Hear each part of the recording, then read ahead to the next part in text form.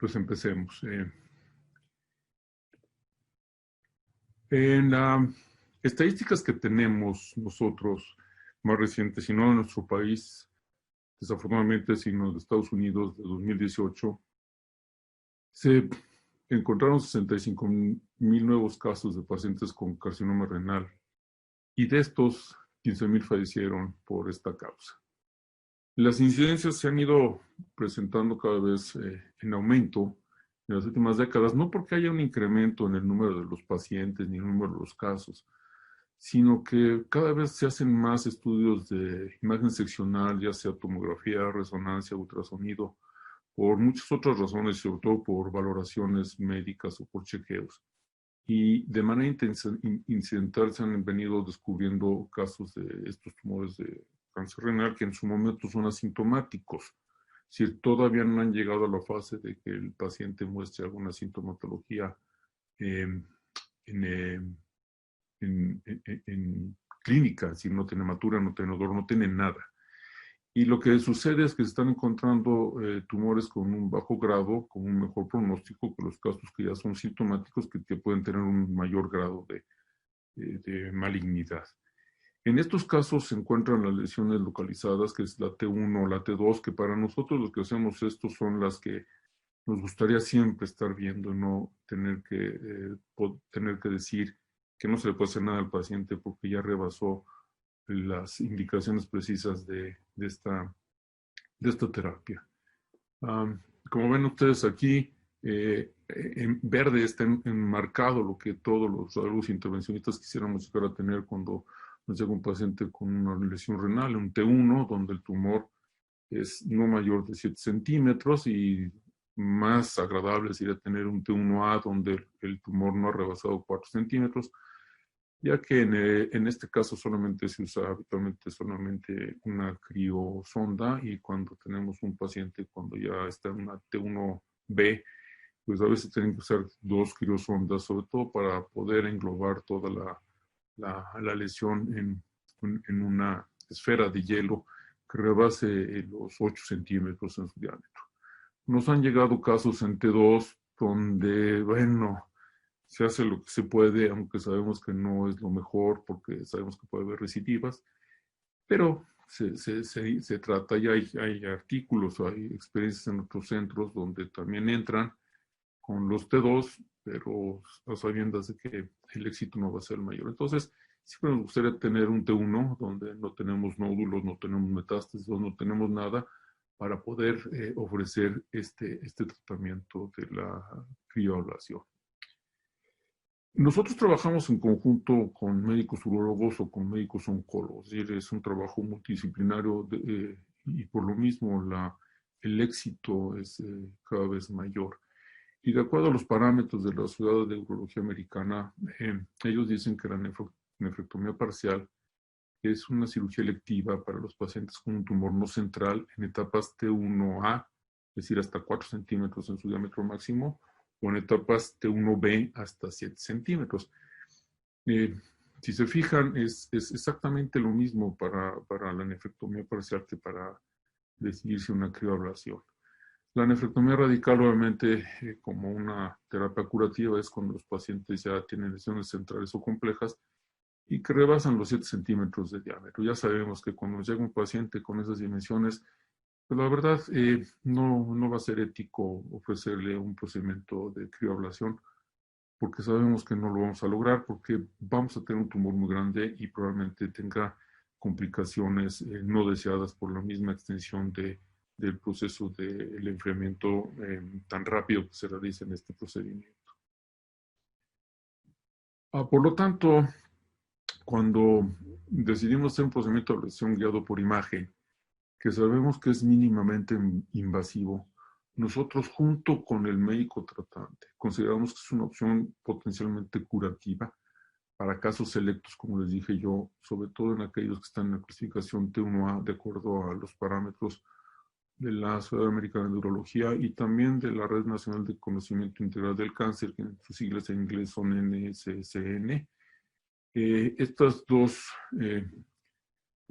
tanto la sociedad como esta asociación que va tratando de conocer mejor cómo funciona el desempeño, la vida de los tumores, son los que han normado cómo tratar estos pacientes.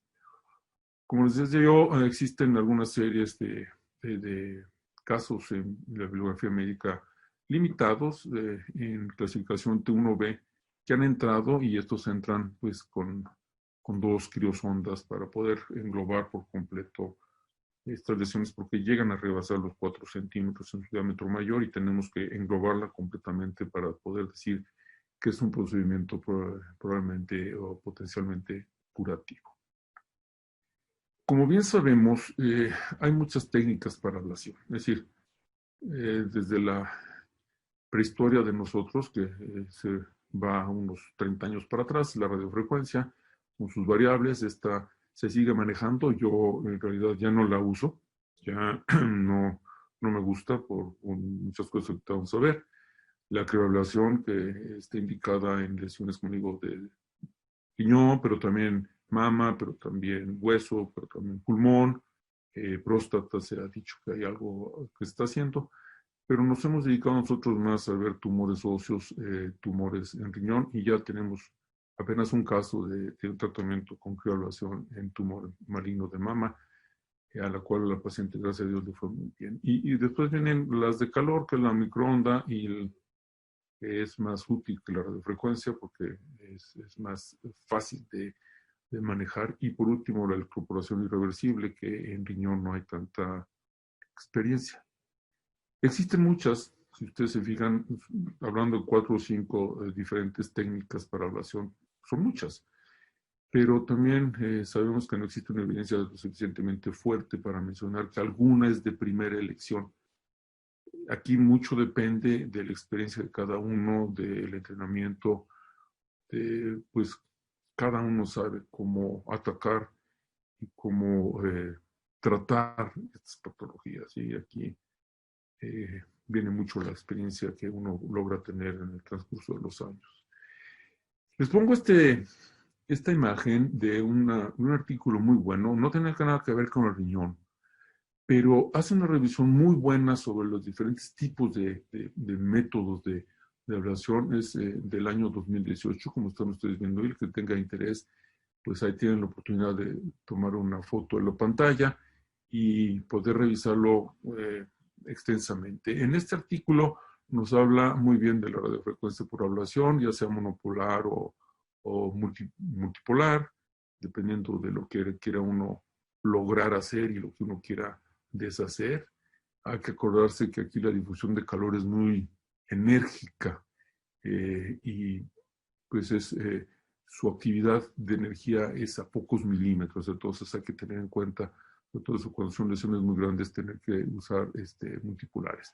Después viene otro mecanismo que es las microondas, donde tenemos una actividad más o menos en un radio de 1 centímetro de la lesión, y también va a haber difusión de calor, pero ahorita vamos a ver con más detalle esto, que se puede controlar. Y la que nos toca a nosotros hablar, que es la crioablación, que es con hielo, con unos gases que se introducen a través de la criosonda para congelar, descongelar, congelar, donde existe una difusión de frío, de mucho frío rápidamente, bajamos 8 grados rápidamente en segundos, y la bola de hielo donde se va a crear la necrosis por congelamiento llega a ser de 3 centímetros, y por último viene la electroporación irreversible, donde por electricidad se rompen las membranas de las células. La ablación por radiofrecuencia pues tiene algunas ventajas, ¿sí? Ya es la primera que se usó, entonces un tratamiento bien evaluado, pero pues no es que caiga en desuso, pero empiezan a salir por la misma tecnología nuevos métodos para hacer ablaciones. El modo multipolar nos aumenta el volumen y es predecible el margen de la zona de ablación. Sí, esas son sus ventajas, pero tiene sus restricciones, porque el daño por temperatura en las estructuras adyacentes es grave. Entonces, podemos pensar en el riñón, pues, los sistemas colectores, las arterias, las venas, el uretero. Se puede llegar a lesionar de tal manera que yo en particular no lo uso.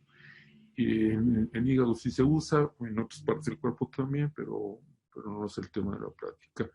Y otra restricción es que el efecto de disipación del calor sobre los vasos sanguíneos es real y por los vasos sanguíneos se va el calor.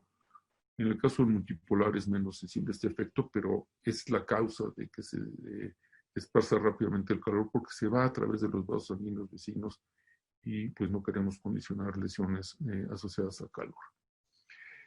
Microondas también nos condicionan ablaciones por calor, la temperatura es mucho más alta que en la anterior y es más rápida y la disipación de calor es menor, entonces tenemos tal vez cuando queremos atacar alguna lesión con microondas sabemos que vamos a ir directamente al tejido que queremos atacar y no va a afectar mucho el tejido que está a su alrededor, ya que la disipación del calor es menos.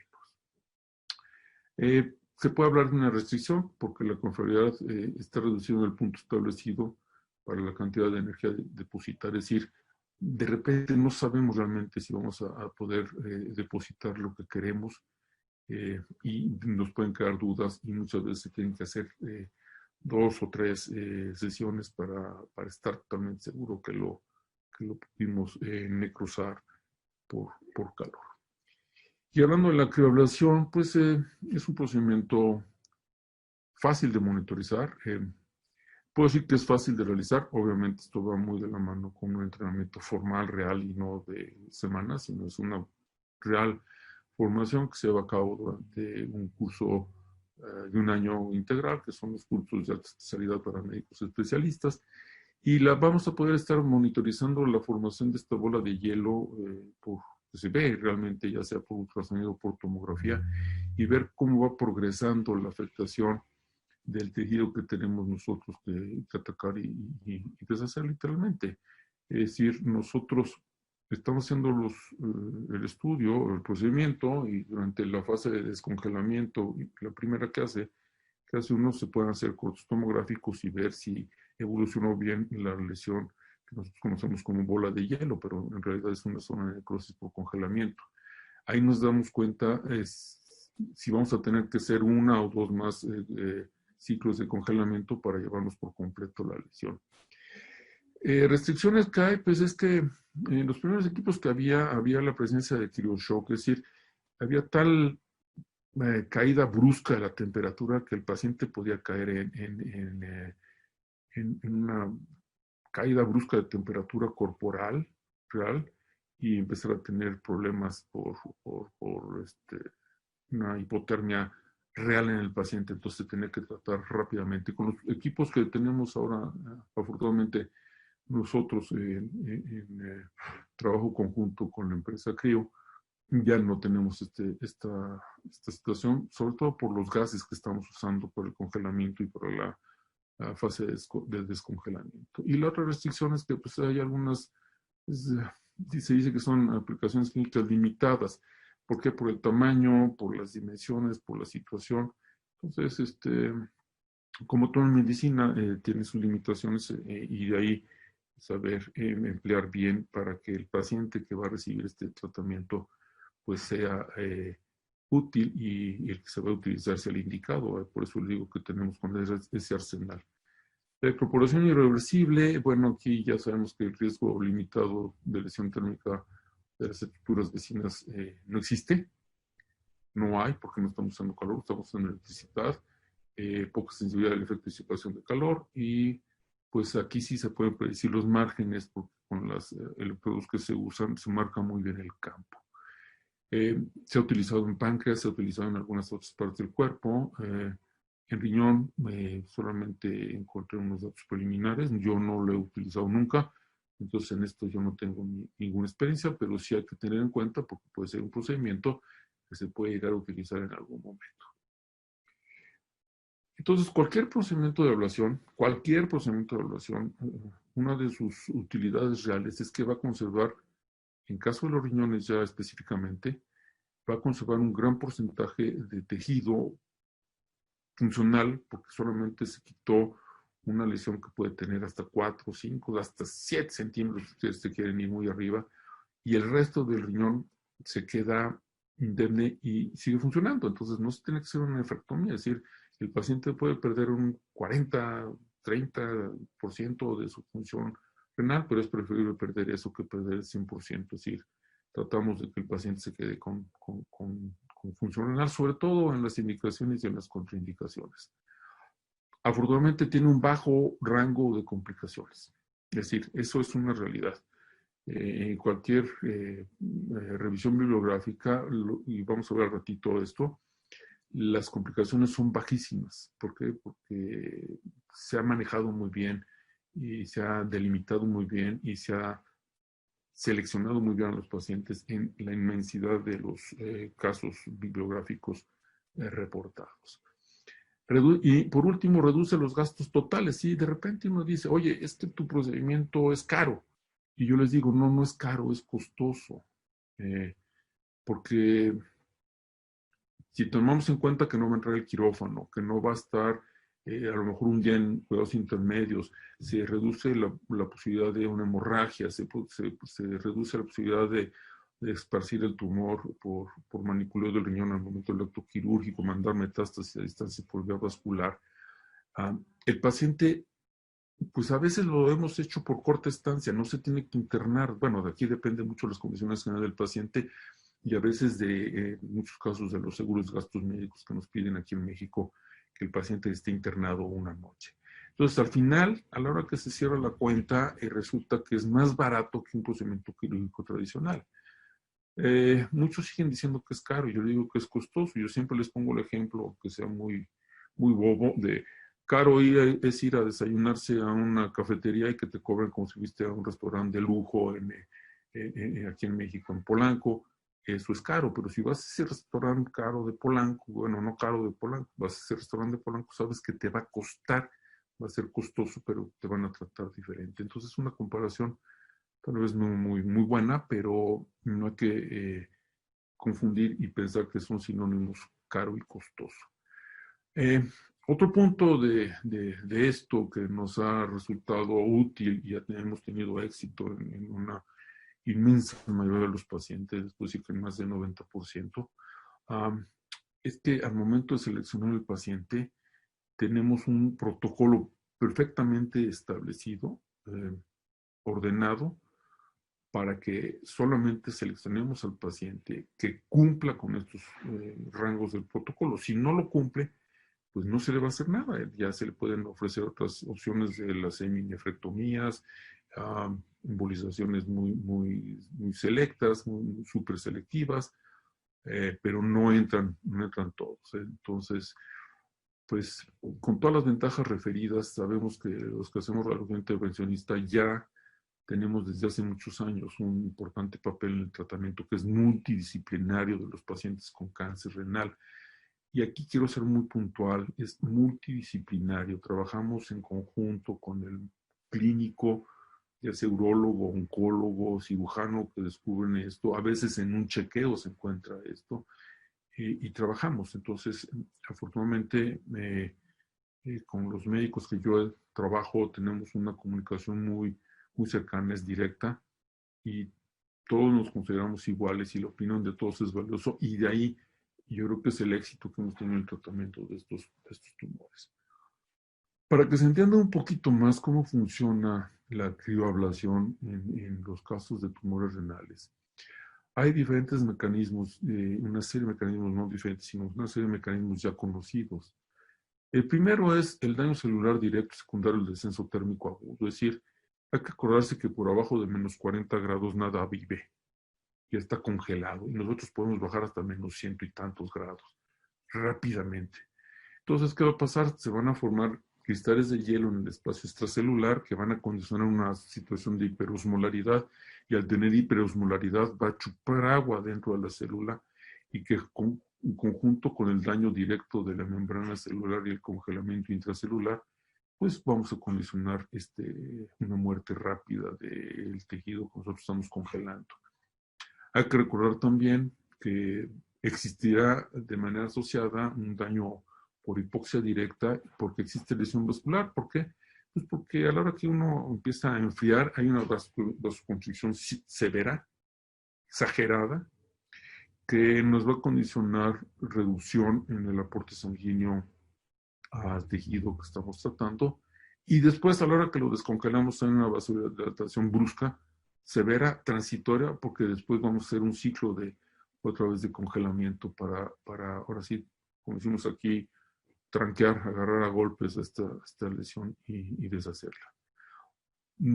A nivel de vasos también, además de la vasoconstricción, por el congelamiento existirá daño del endotelio, por las mismas acciones que vimos por lesiones en las membranas celulares, se asocia al edema de la región y la trombosis que se va a presentar en los vasos que llegan a la lesión, al tejido tumoral, pero también de los que salen. Acuérdense que aquí la trombosis es tanto arterial como venosa.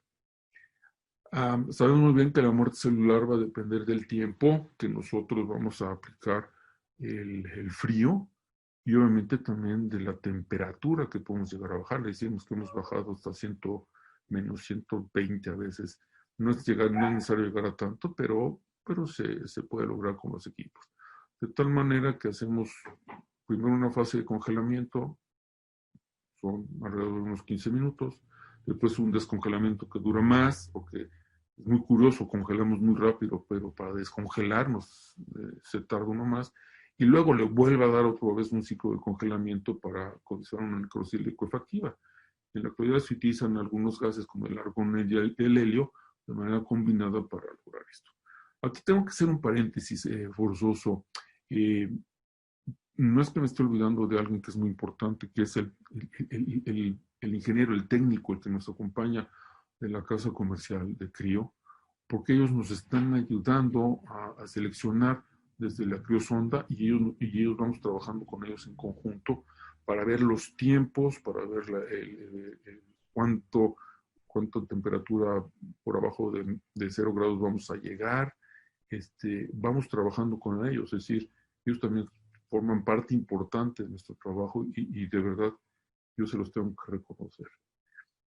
Dependiendo del tamaño de la lesión, nosotros podemos seleccionar alguna de las diferentes criosondas, como ustedes están viendo aquí, varían de longitud y del calibre, por así decirlo, del diámetro de cada criosonda, porque esto nos va a condicionar diferentes dimensiones de la bolita o de hielo o de la lesión por congelamiento que vamos a tener. Entonces, si ustedes se fijan, tiene diferentes números, diferentes longitudes para ver las profundidades, y esto nos va a servir también para ir normando criterio y ver de qué tamaño es la bolita de hielo que se forma y lo vamos a extrapolar al tumor, porque para que el tumor sea lesionado completamente, desaparecido, tiene que rebasar por lo menos el 50% de su diámetro. Es decir, si mide 2, tenemos que llegar hasta 3, si, por un ejemplo. Entonces vamos a ir seleccionando la sonda. Ustedes se imaginan que es el tumor, nosotros tenemos que llevar la sonda,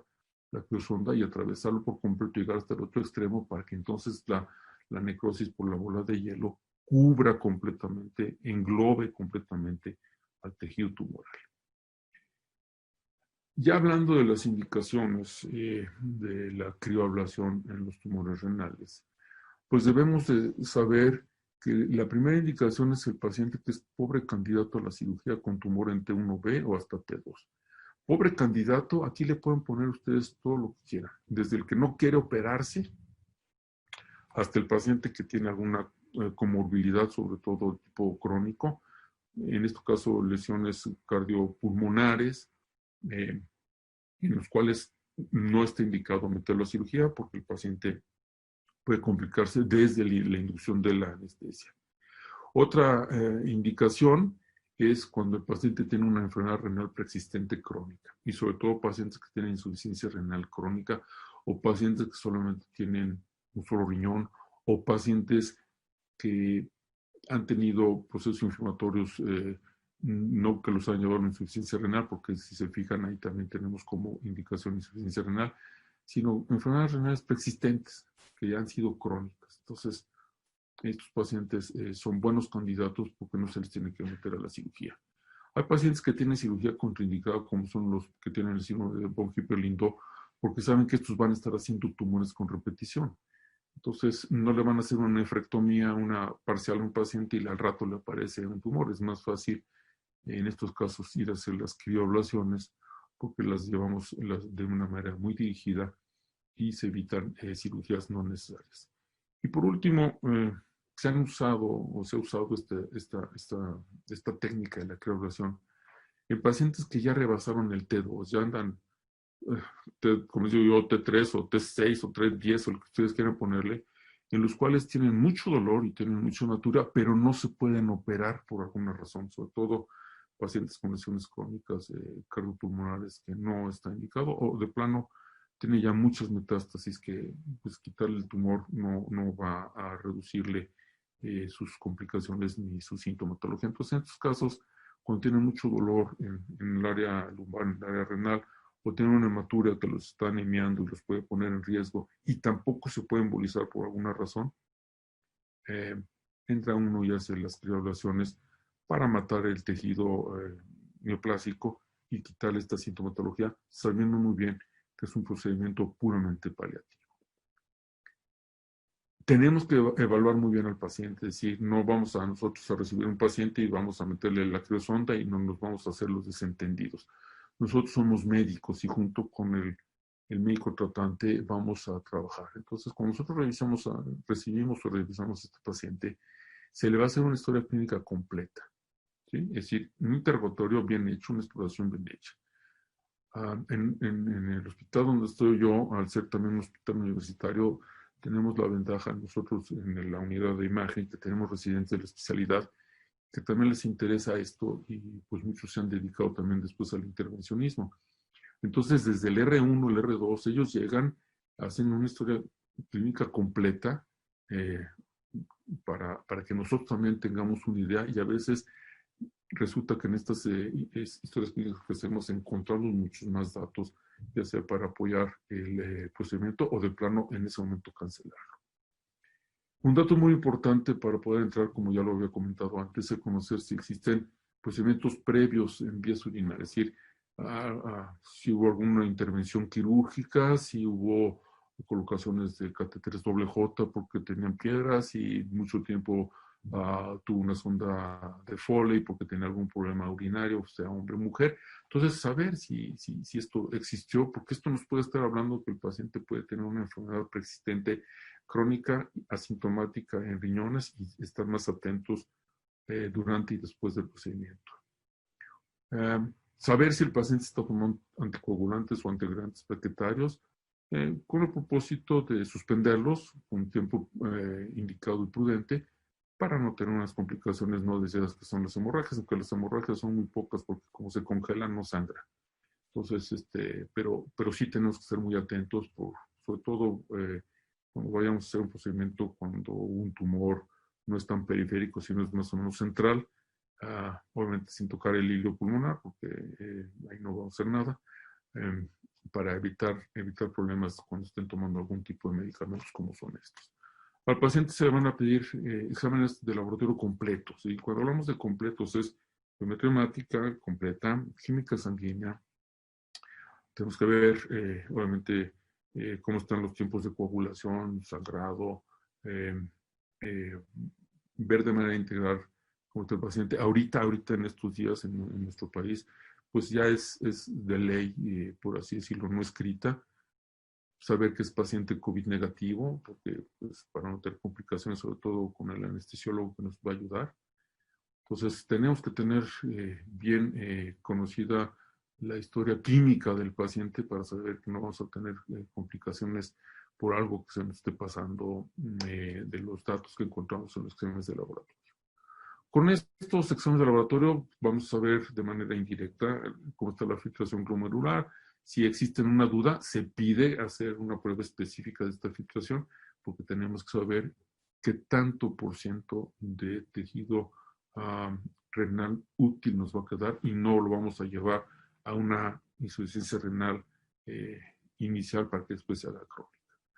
En estos pacientes siempre les pedimos valoración cardiológica y valoración por anestesia, porque es un procedimiento que es de mínima invasión, pero lo estamos invadiendo, entonces tenemos que estar cubiertos para que el paciente no nos vaya a hacer alguna escenita desagradable durante el procedimiento y tener alguna complicación no deseada.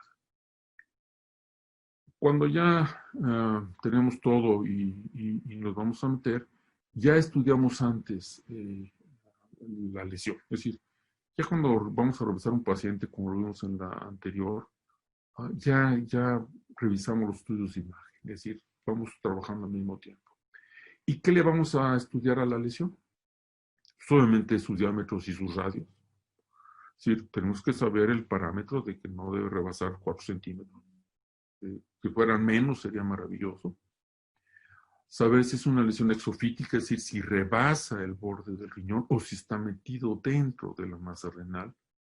Pues porque hay que tener diferentes abordajes y cuidados cuando solamente es exofítica muy periférica para evitar complicaciones con órganos vecinos. Cuando es endofítica, es ir adentro, vamos un poquito más tranquilos, aunque sabemos que nos quedan muy cerca los sistemas colectores y tampoco podemos ir a congelarlos. Como dice en el punto número 3, si está en contacto o muy cerca a los sistemas colectores, muchas veces eso va a ser causa de que no podamos hacer nada porque sabemos que lo vamos a congelar y no es aceptable estar congelando tejidos que deben de quedar intocables.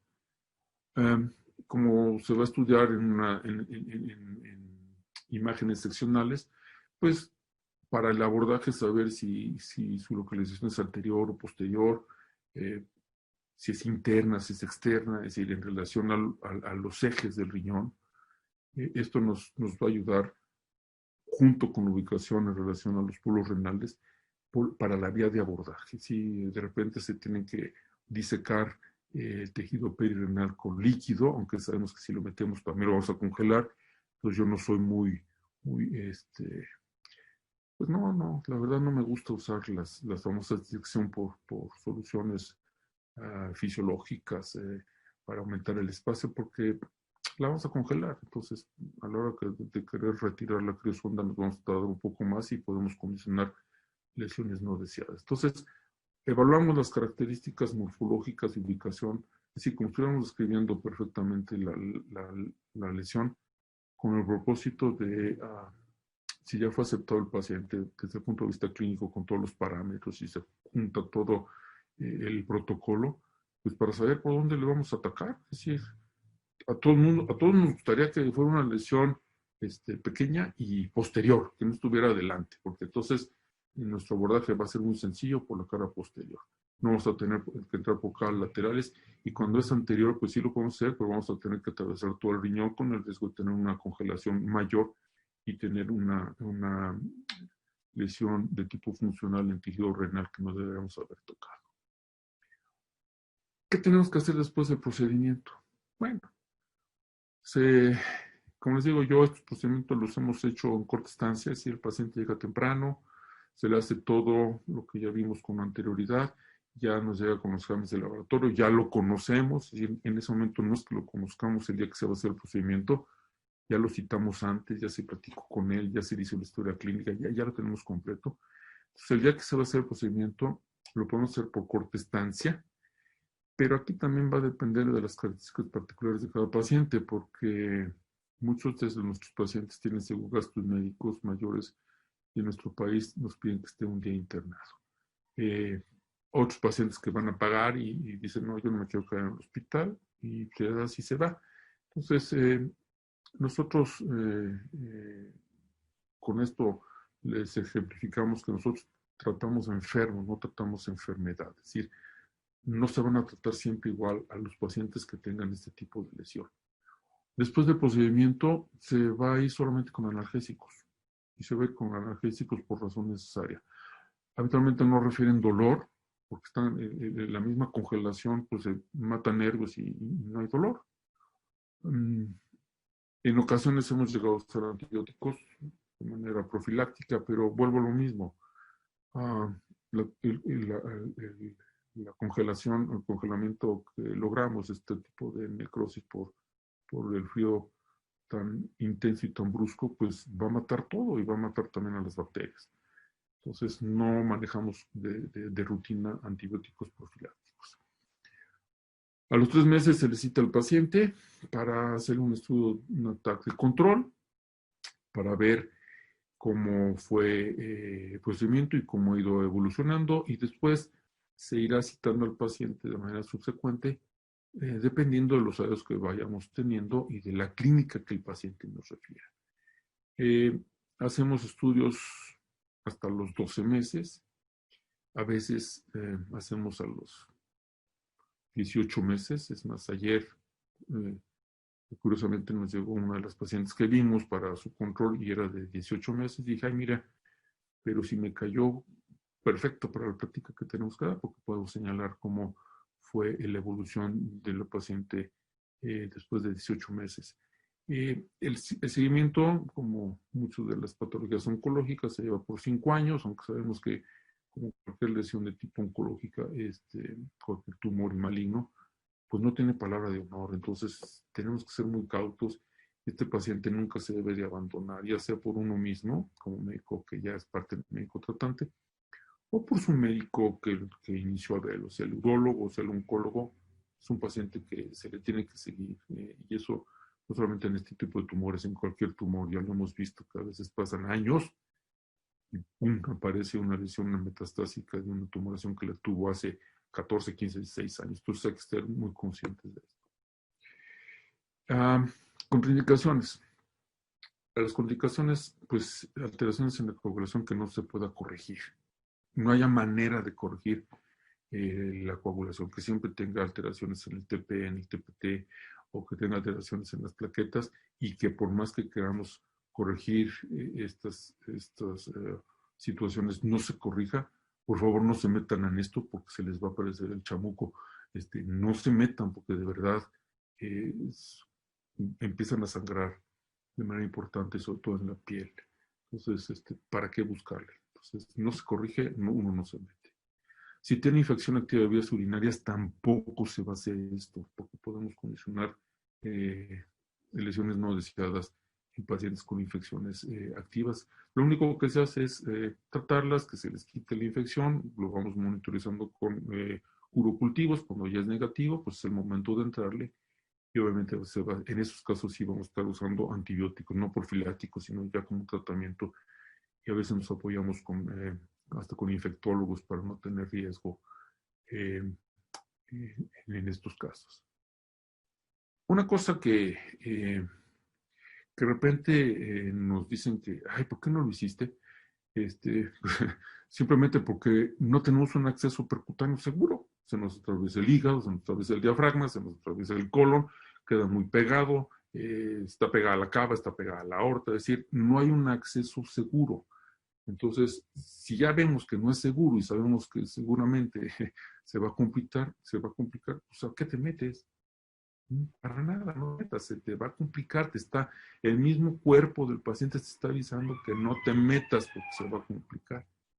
Y otro es el riesgo inminente de lesionar estructuras vecinas, sobre todo tubo digestivo, es una complicación no deseada, o estructuras del mismo riñón, como son los sistemas colectores, o uno vecino como es el uretero. Es muy difícil que con esto congelemos grandes vasos, como estoy hablando de la aorta o de la cava. Estas no las vamos a lesionar, pero hay que estar muy atentos con esto. Y esta situación de las contraindicaciones vienen muy de la mano con la formación que uno tuvo, es decir, una formación real, formal, no de que lo leí en el artículo fulano y lo voy a hacer, no, fíjate, no. O me fui a tomar un curso de 4 semanas y de esas 4 semanas 3 fueron de vacaciones, tampoco. Es decir, esto es un trabajo de especialidad real, formal, que después de muchos años de estarlo haciendo, en mi caso, que van a ser ya casi 40 de esto de intervencionismo, pues lo hemos vivido y hemos tenido que ir pues, al bomberazo, como decimos aquí en México, a resolver un problema de alguien que se metió a hacer algo que no sabía o que no estaba preparado y creía que era muy fácil hacerlo. Entonces, por favor, el que quiera hacer esto, sí les sugiero que si no lo han hecho, lleven a cabo un entrenamiento formal, constante, porque si no, sí van a tener complicaciones sus pacientes.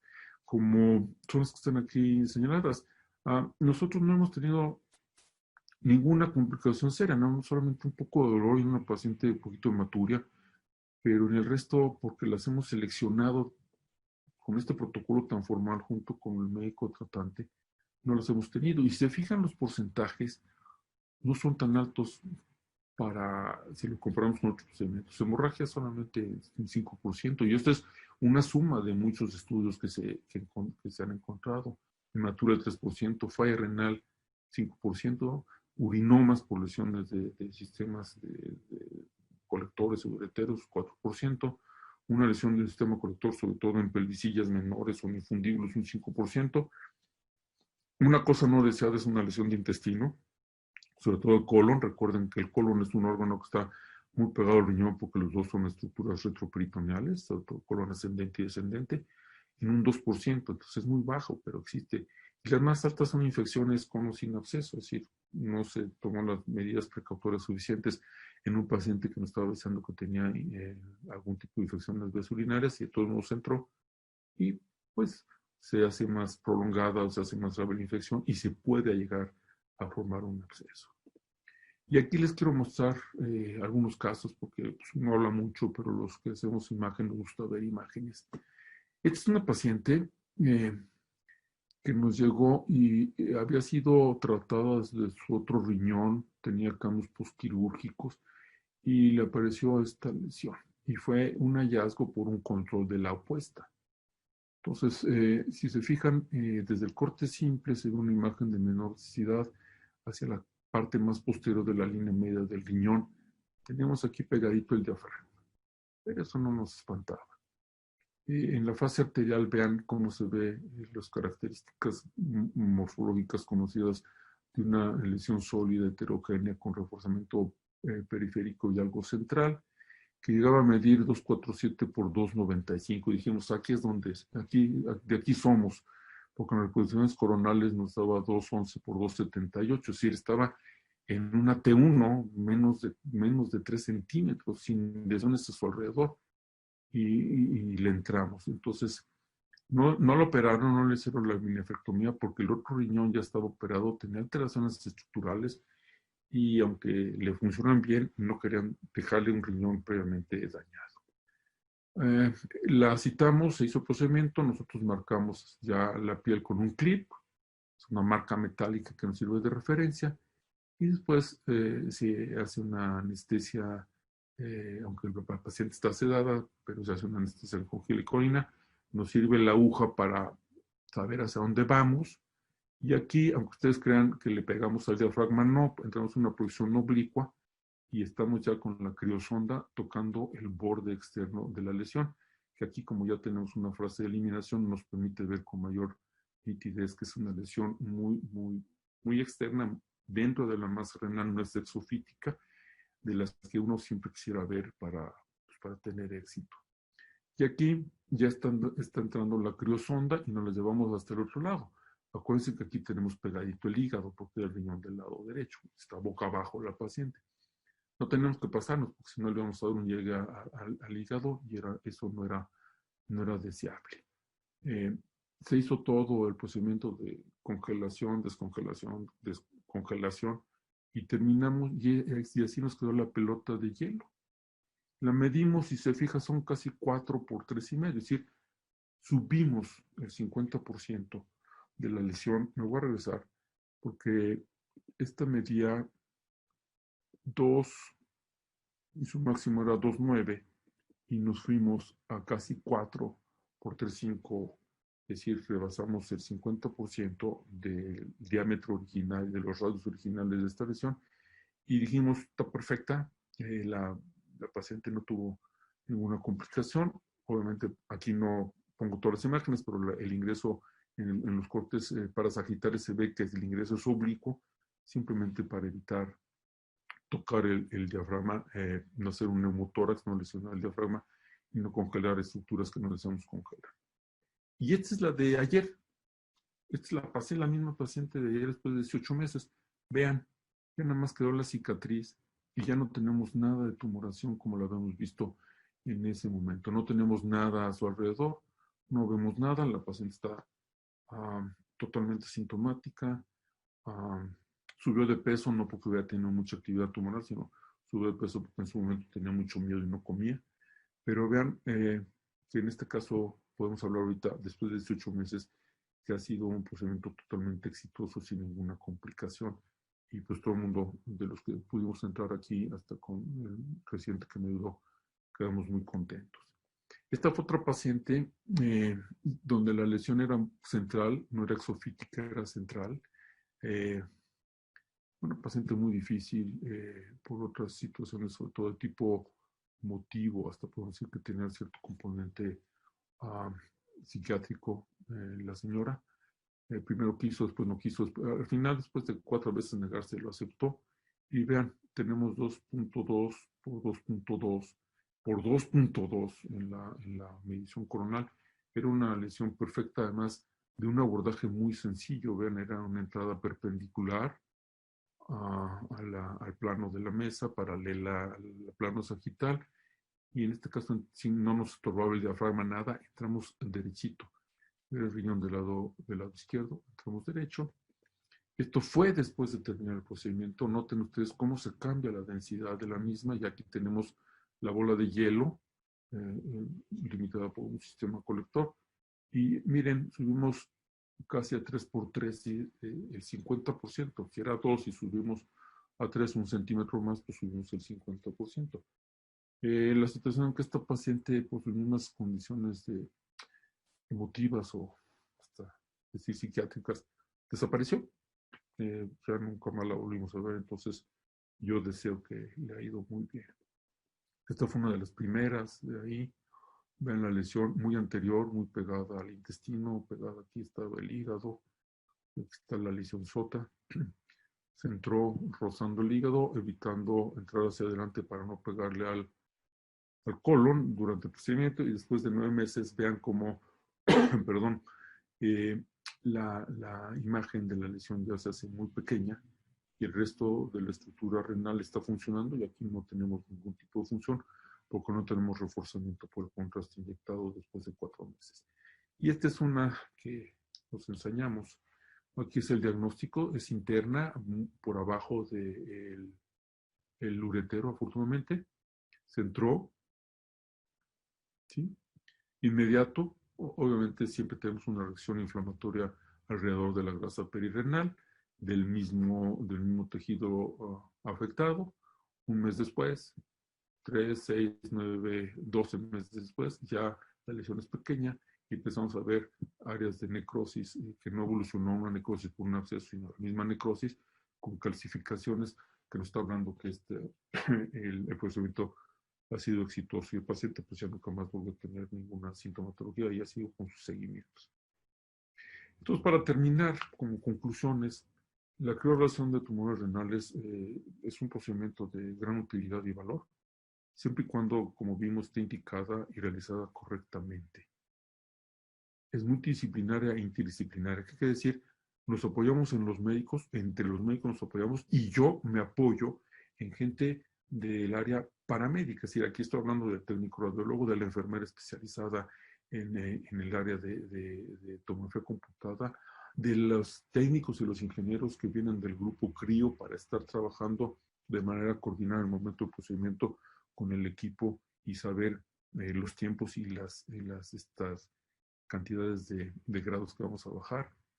No se nos tiene que olvidar que el médico tratante va a mandar, es decir, lo manejamos de esa manera, pero debe tener un criterio amplio para que acepten nuestros comentarios, porque nosotros también somos médicos, es decir, no somos ni somos fotógrafos de interiores, ni somos operadores, sino somos también médicos, tenemos una especialidad médica como cualquier especialidad médica de posgrado que existe.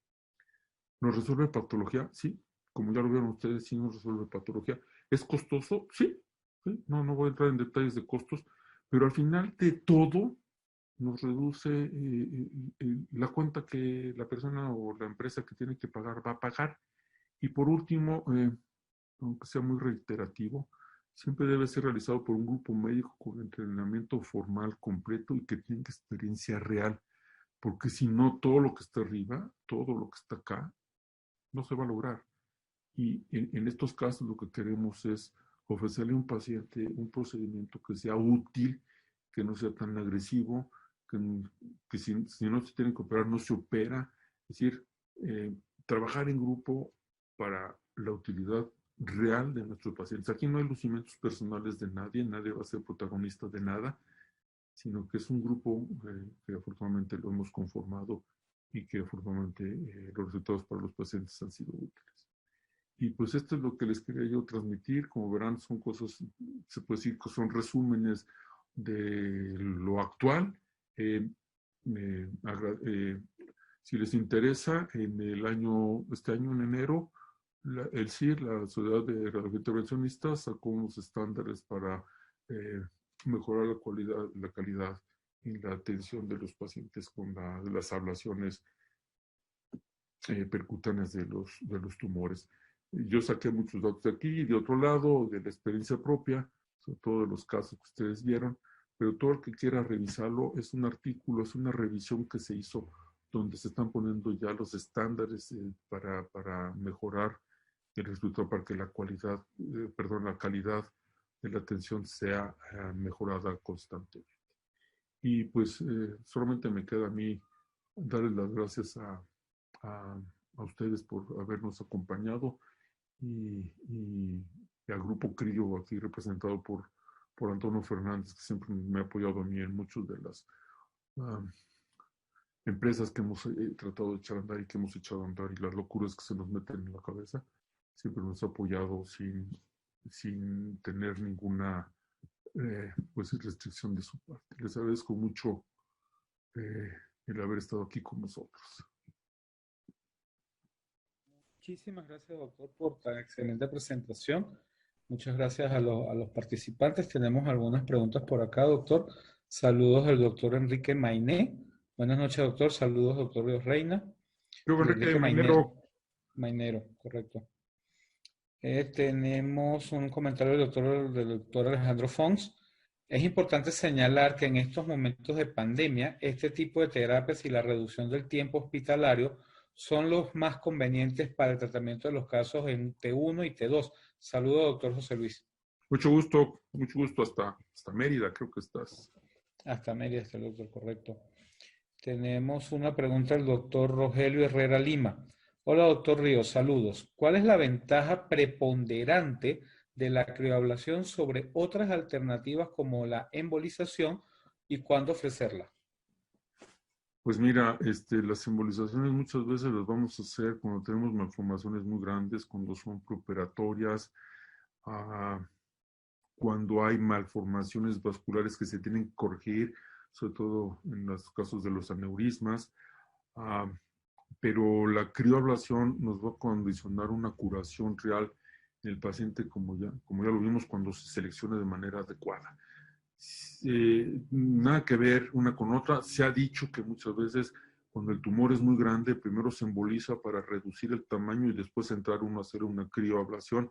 Es un procedimiento más o menos híbrido, le va muy bien al paciente, pero si tú tienes un paciente con un T1 en A o en B, o un T2 todavía ahí, entrar a hacer una crio es mucho más útil porque el resultado va a ser rápido y no va a estar uno con el sufrimiento de que embolice todo, si tiene uno la seguridad de esto. Entonces, yo creo que para los tumores con estas características que no van a operarse, primero se hace la crioablación o la ablación por calor. Ahí, como decimos aquí, cada quien mata las pulgas como aprendió y lo sabe hacer mejor.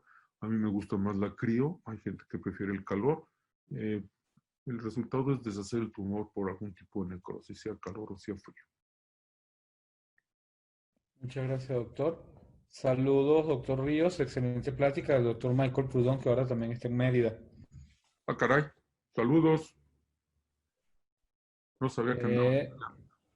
Sí, el doctor se fue, pidió asilo allá en Mérida. Perfecto. ¿Sabe usted si es útil en glioblastoma multiforme? Preguntan por acá, doctor. Ah, caray, no. No, ¿para qué les invento? No, yo no tengo experiencia en eso. Sería muy aventurado decir que es útil. Sé que hay reportes en esto, pero yo diría mentiras. Yo no tengo experiencia en eso. Muchas gracias, doctor. El doctor Jesús Beltrán Pérez. Excelente plática, maestro. ¿Está indicada la crioablación por segunda vez en caso de recurrencia tumoral? Saludos desde Nueva Orleans, Jesús. No hemos tenido nosotros ninguna recurrencia. Entonces, personalmente no hemos tenido eso. Que se ha reportado, sí, sobre todo los pacientes que tienen von Hippel-Lindau, pero aparece un tumor en otro lado, como parte de este síndrome, sí.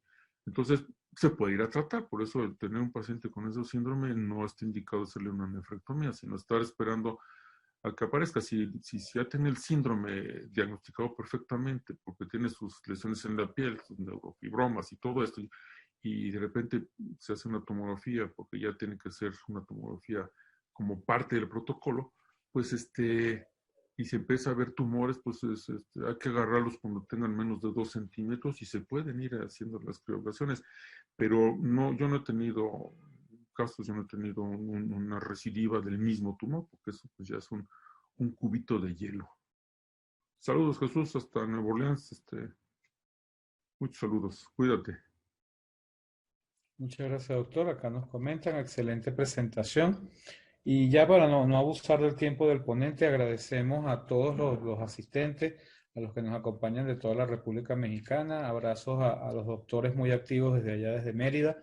Abrazos y agradecimientos a quienes nos acompañan desde Perú, nos acompañan desde Honduras, Panamá, nos acompañan también desde Costa Rica. Muchas gracias a todos por acompañarnos.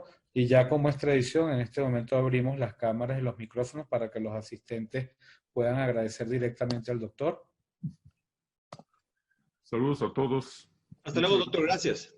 Gracias a todos. Muchas gracias, doctor. Suerte. Que estén muy bien. Muchas gracias, doctor. Gracias, Antonio, como siempre. Muchas gracias, doctor. Al contrario, muchas gracias a ustedes por estar aquí escuchando. Estén muy bien. Gracias, Antonio. Gracias, doctor. Gracias por acompañarnos. Gracias por su tiempo. Hombre. Gracias por su presentación. En los próximos días tendremos la presentación del webinar en línea y lo compartiremos con todos los asistentes. Un gusto, doctor José. Al contrario, mucho gusto. Aquí estamos para que cualquier duda, no puse mis correos ni nada, pero si tienen una duda a través de Antonio, me encuentran fácilmente en el Hospital Ángeles Mosel. Muchas gracias, sí, muchas gracias. Al contrario, doctor, mucho gusto. Lo vi la semana pasada, también usted estaba conectado, ¿no? Sí, bueno, yo trabajo en el área de endovascular oncológica, soy de la parte técnica, Sí. pero acá en Lima. Sí, lo vi que está desde Perú, doctor, allá, el doctor Marcos, ¿no? Sí, Sí, lo vimos la semana pasada. sí, siempre estoy acompañando todas las charlas, estoy pendiente. Invito a todos los médicos de Perú y esperamos que crezca todo esto allá en Lima. Pues sí, la verdad es un procedimiento muy, muy noble. Vuelvo a lo mismo. Como todo, doctor, como todo. Hacerlo con orden, es decir, siempre que vamos a hacer la cosa, en todos los casos uno tiene en su cabeza el orden que va llevando. Es decir, la principal complicación que tiene uno es el exceso de confianza. Ya tengo tantos años haciéndolo, así que como decimos aquí en México, apago el infierno a soplidos o me acabo el mar a cucharadas.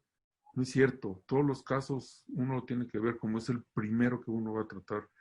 Tiene que entrar con seguridad, pero sin exceso de confianza. Y eso yo creo que a todos nos ha pasado. ¿Sí? Cuando pecamos de eso se nos aparece el demonio. Sí, Un gusto, doctor, y saludos a Lima, a igualmente. todos los compañeros, y pues ahí estamos en contacto. Gracias, gracias. Hasta luego. Hasta luego.